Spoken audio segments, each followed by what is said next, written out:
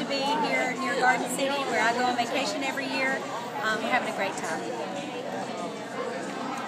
I will keep on hoping old folks won't be left alone, and I can't stop believing Daddy's plans to move back home, and that an orphan might just find a reason to survive, and the parents are missing light by the sunlight.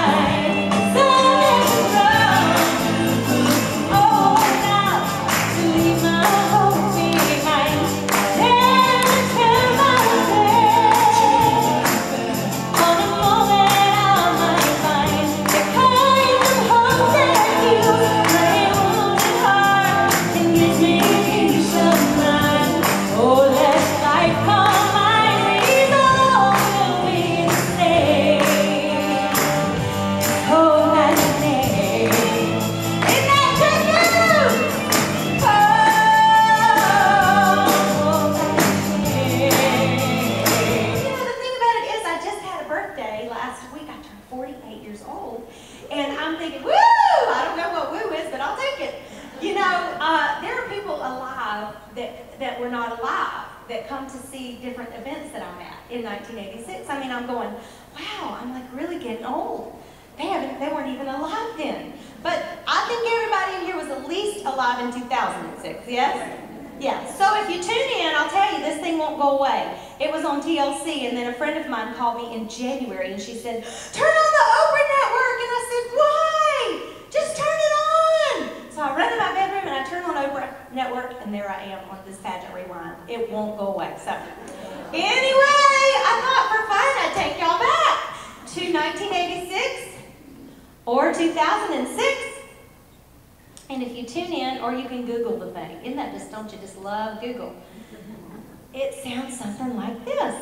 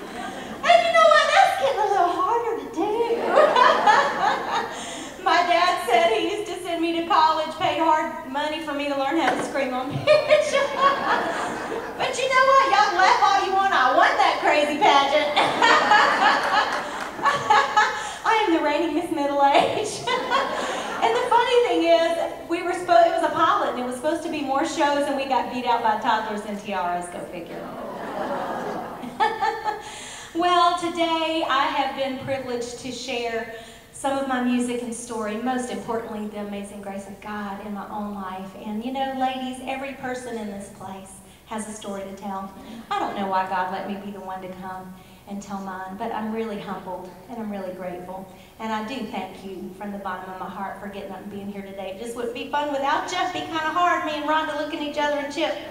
And so are my ways higher than your ways, and my thoughts your thoughts. He's God, ladies. And we have to acknowledge that He is God.